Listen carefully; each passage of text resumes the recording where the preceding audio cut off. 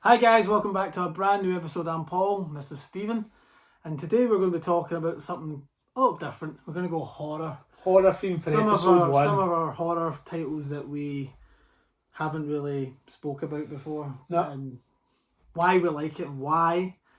So, do you want to lead the way? I'll go with my first pick. So my first pick, and I was about to say it'll be a surprising one, but I think with the t-shirt it's not a surprising one. Yes. But the reason I picked it is Scream. And the reason I picked it was because, as you know, Paul, when I was young, I watched a lot of stuff I shouldn't have watched when I was young. Didn't we all? Exactly. And I think about the first horror films I ever watched, where an early one was definitely Exorcist, Halloween. Like, these were really early films. And I remember watching it as a really young child, right? And it never impacted me at all. Like, I was fine. I wasn't scared at all of Exorcist or Finley, not keeping me up at night. And then, I don't even know what year Scream came out, but I remember I watched Scream, right? Also as a young child. And it absolutely terrified me. And I'm not even joking. Like, and my friends will make fun of me for that. They'll say, oh, the bad guy, spoiler alert, the bad guy's Shaggy. I'm like, it's still scary.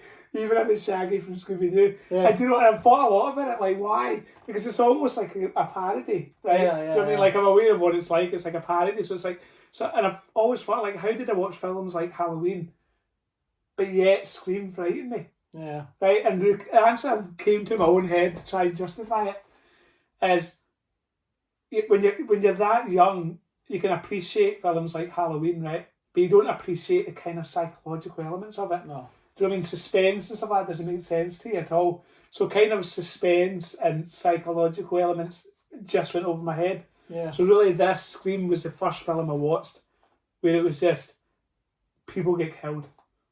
Had you seen any other Wes Craven films before that? No, definitely not. Not at that age. No, I certainly wouldn't have. You probably would have seen Nightmare on Elm Street. No, not at that age. No. Definitely not. Do you know what? I never watched, believe it or not, as much as I was aware of Freddy Krueger and all that, I never watched Nightmare on Elm Street until fairly recently. Oh, maybe about 5 years ago. Yeah, it was just always something that was in the background. Well, Wes Craven, I meant to watch. You remember the first Scream so well, do you? Yep. Remember the bit with the janitor is in the teacher's getting harassed, right? What do you call him from Happy Days? Yes. Teacher's getting harassed, right? Yeah. And he opens up the door. He's a head teacher. Yeah, and he opens the door and goes, little shits or whatever. And yeah. And the janitor's out there going, "You say something?" Yeah. He says, "Oh, sorry, Fred. I didn't see you." That's not Freddy Krueger. He's wearing these It's not Freddy Krueger, but he's got the stripy. Is it the actor though? No, it's not the actor, right?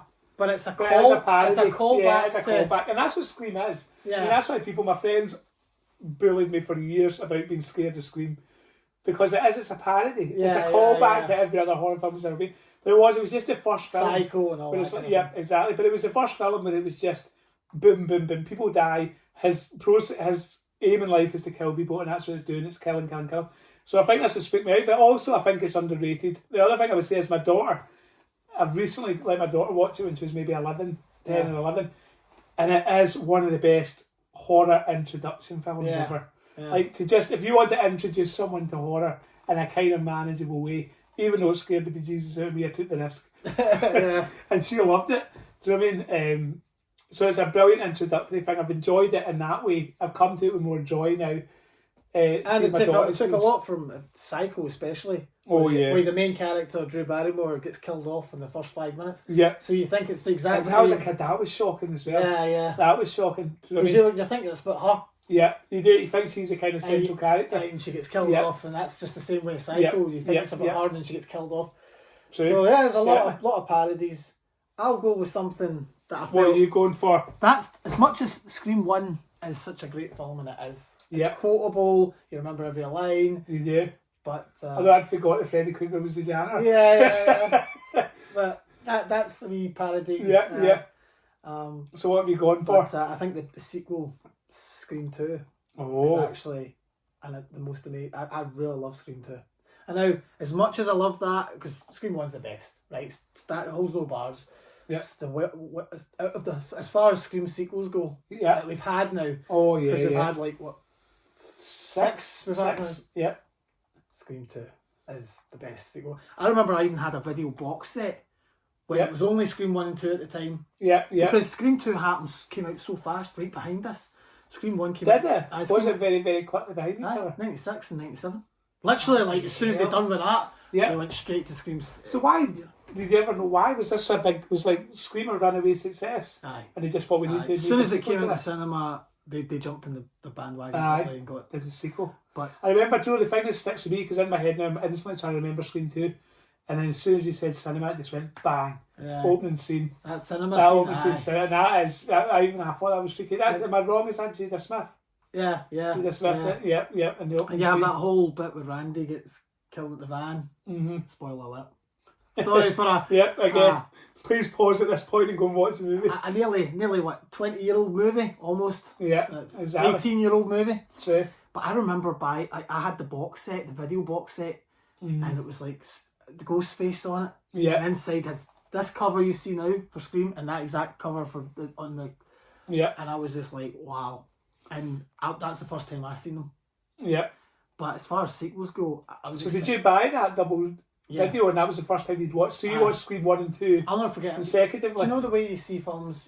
I can remember certain films I've seen for the first time. Yeah. Like Taxi Driver, I know when I was when I first seen it, right? Well, I'll get to that in another episode further down the line. But this and Scream, I can remember when I first watched it. I was late night in bed. And what impact did it have on you? I mean, were you scared by it like I was, or did you just enjoy the kind of fun of it? New Change of Boxers was on standby for me. But no. Like, what age? Can you remember what age? So I would have been about 11, 12. And that's what it is. It's perfect for that, same as Kate. Yeah. And it is. It's just for an 11 or a 12 year old. I remember being perfect. I remember being so like amazed how good these films were that I remember couldn't wait to show my grandpa, not my papa Lawson, my mum's dad, right? Yep. Grandpa Crawford. I tried to show him, and not even thinking like I look back at that now and think, oh, his generation was a little bit older. Some of the things that they were saying in the movie, like the first movie, like Live or Alone and all that kind of thing. Yeah. I just remember I was so like, wait till you see this kind of moment. And at that age, you want to share your excitement, you want to share something. And I could hear him in the corner, like, jeez, like slowly dying inside, like because. This is what it's become. Yeah, it would be like... He was thinking he was going to sit and watch an Alfred Hitchcock movie. Doing something like that. And it's too further afield. I think he enjoyed it to a certain extent, because the more he kind of got into it, I think at first he didn't know what to make of it. But yeah, that's my choice for Scream 2. So moving away from Scream, the next film that I chose was one I wasn't scared of as a kid, Texas Chainsaw Massacre. Yes. And this beautiful box set. Yes. Which Paul tells me is worth something now, so I'm trying to be careful. It's very rare. You should be wearing gloves when you're handling that. Exactly. And that was, I remember, the things I always remember about a film is like, when did I first see the film, right? Yeah. But also I like to remember what came before it. Like, what brought you to that film? Exactly. And I remember the two that always stick in my head, and I'll come to Texas Chainsaw Massacre in a wee second, but the first one that always sticks in my head was, I remember I was playing football with my friends at a young age, and they were talking about films and stuff as we're playing. Probably shouldn't have been doing that, but we're playing films, and my friend tells me, he says, there's this film, and he's like, and if the alien gets hurt, it bleeds, but if it bleeds, it melts through the floor. Oh. I remember I was like, whoa, and that was like the hook that got me. So the hook for Texas Chainsaw Massacre was my older brother Ian told me about the dad. That's the first thing I ever heard about it was, he said, you know, they got this dad and they put a hammer in his hand and he's not got the strength to hold it up. And that was the hook. I just thought, what film is this? They're putting a hammer in an old man's hand, and you know, we know what he's going to do with it. So I remember that and sitting down to watch it, and I just remember it absolutely blew me away. I just loved that slow build up, waiting. Not, you don't see it nowadays in films. So nowadays in films will just hit you in the first 5 minutes. Yeah. But this was, it's a road trip. It's a road trip movie, and it's kind of making you, it's kind of bringing you in, making you comfortable. Right. And I still remember that first scene when he comes up to the house. Yeah. And nothing's happened to that point. And they come to the house and he steps into the doorway, and Leatherface just steps out. Yeah. And you're like, whoa. And it doesn't just, you don't see it coming, it just hits you as hard as Leatherface hits them. So yeah, that was definitely something that had another big impact. And it's another one of those films where you see his fingerprint everywhere. Yeah. You know, have you ever seen the horror film Green Room with Patrick Stewart? Yes, I own it. Do you? Yes. I was going to say, like, that is Texas Chainsaw Massacre, but, you know, you can feel it with that road trip and then stumble upon a venue and everything seems to be kind of being okay, but there's maybe something simmering in the background. And the same company that made that limited edition box set, it's a company called Second Sight. Yeah. They also made a limited edition box set with Green Room remastered. Oh, wow. And fantastic. The transfer on that 4K, by the way, if you've not got it, you can buy the standard version. You don't have to buy you can go into the shops in HMV, your local HMV, support your local HMV if you're in the UK, and buy the standard version if you're just wanting to. The film transfer is amazing. Like, I'm not kidding. Yeah. Like, I had the video on DVD. Yeah. I had Texas Chainsaw Massacre on DVD. I had the Blu-ray. Yeah. And this is the last time I'm buying it, and it's never looked better. Honestly. But then, does it add to it? Because sometimes I like, for films like that, like, not like, see a film like Scream or, you know, any other one of these, it's nice to see sparkling, nice, new. But it's Texas Chainsaw Massacre, one of those ones that you almost, because it's kind of this, remember they sold it as, and I've noticed this on this, right, as to how they sold it, was it happened. Right? Yeah. Because apparently how they marketed this in the 70s was, this is a real event, right? Because it is kind of based on something that happened at a farm in America, but, you know, it was kind of this happened. Yeah. So it kind of, one of the charms of it for me is that kind of 70s documentary quality. It's so still if you make it too clean, does it take away from that? It doesn't take away from it. It's still got its haze to it. It's just more, the sound's more sharper. Yeah. The fact that you can see people a wee bit more clear. Yeah. Well, that's details like that. Yeah. I think 4K is. But I'll give you something if you haven't seen it, which I know you haven't seen it. Yeah. And it just got released this year on 4K, which is the Texas Chainsaw Massacre 2. Toby Hooper, right, who directed Texas Chainsaw Massacre. He did this years later down the line. He also directed Poltergeist. Oh yeah. That classic. Yeah. So, like just you said, but his fingerprints are in that. Yeah. Toby Hooper is there's so many good Toby Hooper films. I'll tell you one to check out, Life Force. Alright, I have no heard of that. I'll give you a line of it to take home tonight. Yeah. And you come back in the next episode when we do this. I'll tell you what it was like. Tell you what Life Force is, but Toby Hooper, wow. Yeah. Especially there's a couple of cuts to Life Force. Yeah. You got a Blu-ray player? Yeah. Yeah. I'll check it out. Back to... But we're trailing off, but I don't want to explain it to you because you've not seen it. But this, one thing I will tell you about it, that it was somebody's comeback movie. And it was Dennis Hopper's comeback movie. Oh, because right. Dennis Hopper kind of trailed off the rails for a while. Yeah. And this came out the same year as he did Blue Velvet. No way. What a year. Because he had that and Blue Velvet. Blue Velvet was his like comeback movie as well as this. Oh, fantastic. And this came out in 86. That came out in 74, I think so. So there's a big gap. There's a big gap between two films, yeah. Could be wrong, but... to revisit it. It doesn't say anything. So is it linked to the first film? How do I explain it? You haven't seen any of the Evil Dead films? No. I've seen the most recent one. Yeah, I started at the end.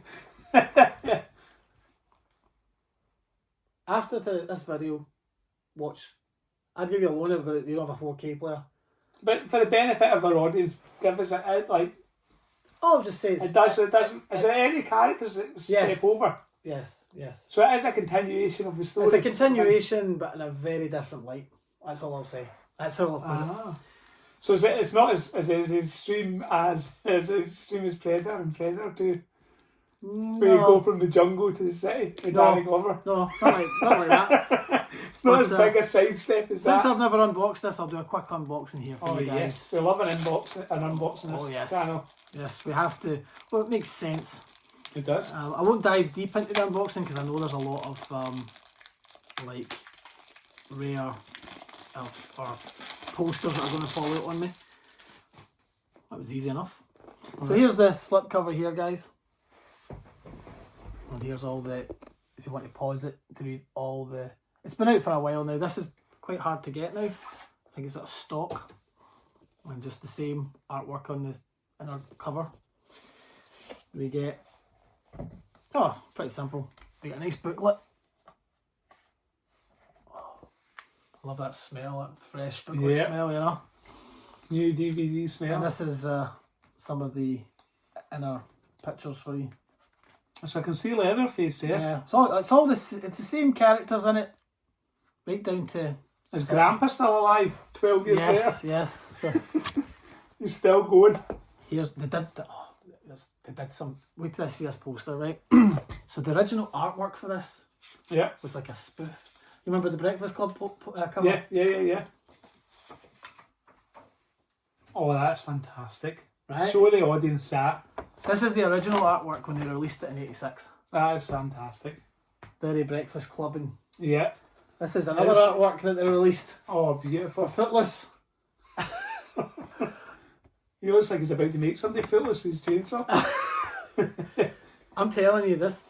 That's awesome. You'll come back to me and you'll, just like you say, your David. So where do you place it? How close to, in terms of quality, would you place it to the first one?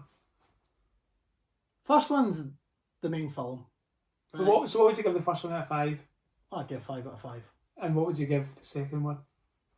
5 out of 5, but for very different reasons. Ah. You know, it's intriguing. not. It's keeping me intrigued because I've not seen it. So this is the new artwork that they've done. Arrow's done for this release. We got a couple of art cards inside. Awesome. Just a couple of. I'll show you the art cards. Nothing special.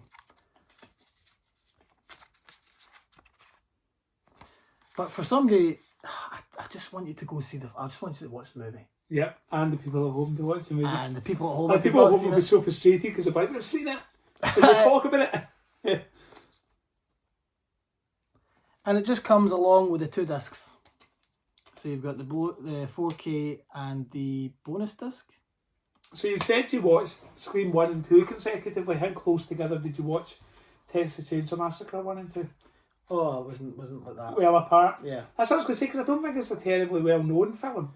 Certainly for maybe a younger generation at the time. So the thing with Texas Chainsaw Massacre, right? The second movie is more of a cult movie. Is it a kind of cult classic? It became a kind of. People were curious about it and jumped on it, and the fact that Tobe Hooper didn't want to come back and make the exact same movie. Yeah. And what I mean by that, not to give any spoilers, you'll see what I mean when you watch. He didn't.